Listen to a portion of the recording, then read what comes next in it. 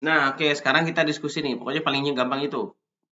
P gauge itu adalah tekanan ukur, P absolut itu tekanan absolut. P gauge itu adalah tekanan relatif terhadap tekanan atmosfer, sementara kalau tekanan absolut adalah tekanan ukur ditambah dengan tekanan atmosfer. Nah, sekarang kita diskusi juga. Ini diskusinya coba teman-teman apa namanya share di grup. Ini ada kok ABB ada 3 pertanyaan nih A B C.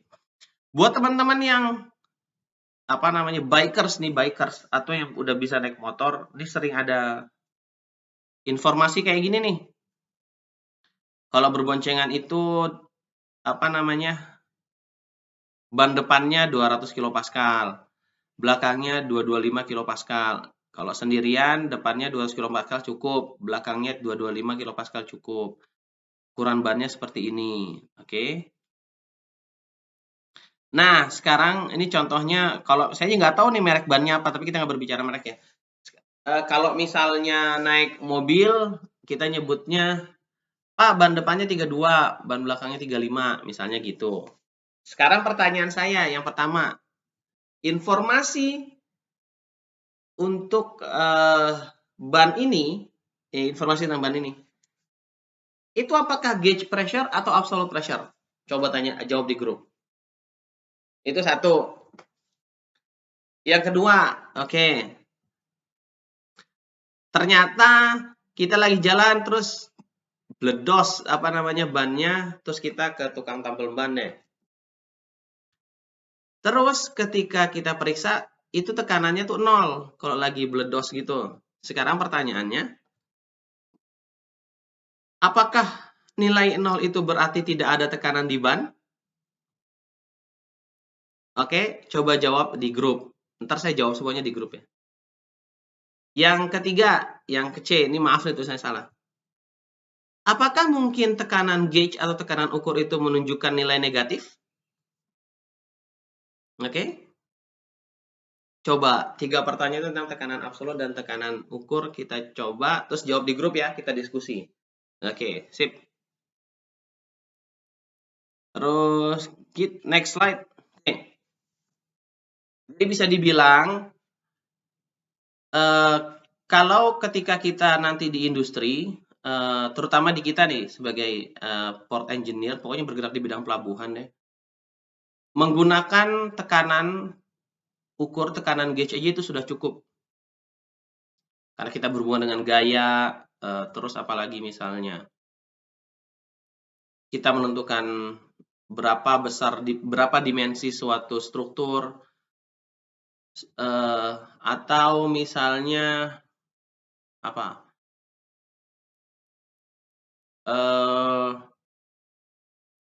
Apalagi misalnya yang gauge itu pengukuran eh, pasang surut. Kalau kita nggak pakai itu ya, nggak pakai facial ya, misalnya pakai yang apa namanya pressure gauge, maka itu bisa dibilang tekanan yang kita pakai adalah tekanan gauge, udah cukup. Tapi kalau kita misalnya berhubungan dengan yang lebih kompleks, sistem yang lebih kompleks, terutama sistem yang berhubungan dengan tekanan ATM yang berubah-berubah. Contohnya, apa contohnya? Contohnya di industri penerbangan. Industri penerbangan tuh misalnya teman-teman kita nih yang di situ yang apa jurusan sebelah di Trisakti juga. Ketika kita berbicara tekanan atmosfer yang berubah-berubah, tinggi kan tiap pesawat itu naik, dia tekanan atmosfernya berubah-berubah. Maka kita harus berbicara tekanan absolut.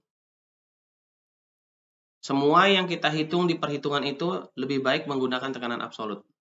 Itu. Itu satu. Yang kedua, kalau kita berbicara sistem yang kompresibilitasnya diperhitungkan. Di kuliah sebelumnya saya bilang bahwa ketika di sini kita akan coba berbicara di mana fluida kita ada fluida ideal, yaitu non compressible dan satu lagi non viscous. Oke?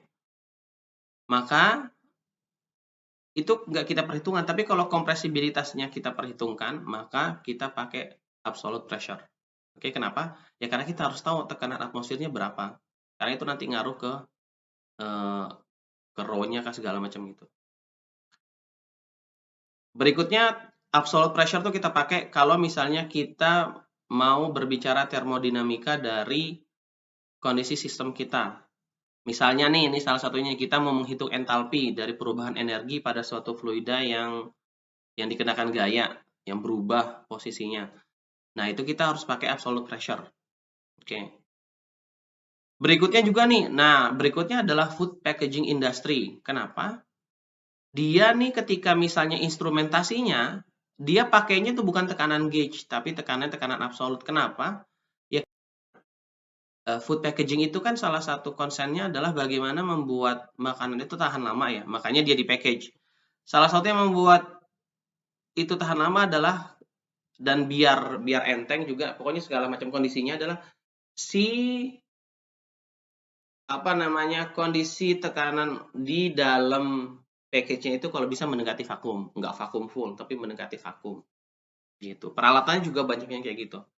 Oleh karena itu, biar tahan lama ya. Nah, oleh karena itu, ini biasanya pakainya absolute pressure, gitu. Jadi teman-teman tahu kapan kita pakai gauge pressure, kapan kita pakai absolute pressure. Oke.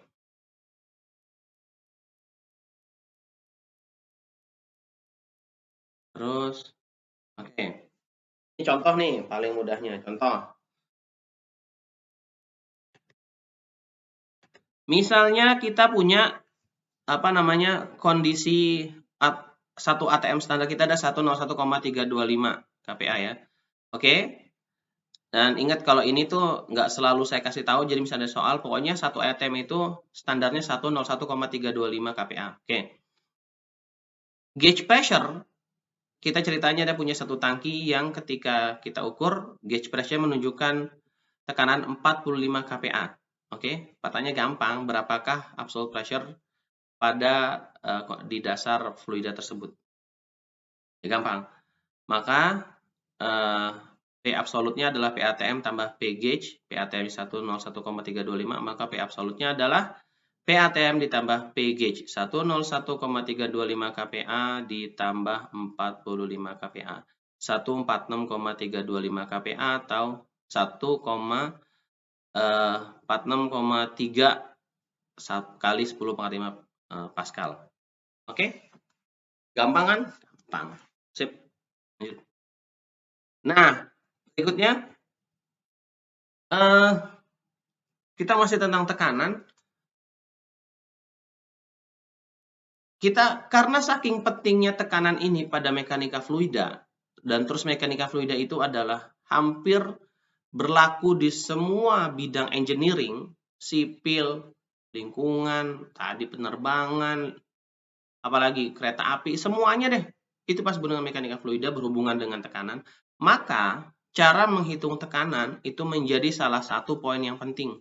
Bahkan nih ya, pengukuran tekanan ini, instrumentasi untuk mengukur tekanan ini sudah menjadi industri tersendiri. Ini industrinya industri yang miliaran deh. Kalau teman-teman bisa membuat instrumentasi untuk mengukur tekanan, maka itu bisa menjadi suatu hal yang bisa dijual. Nah, saya mau ngasih tahu tentang cara menghitung tekanan mulai dari yang sederhana.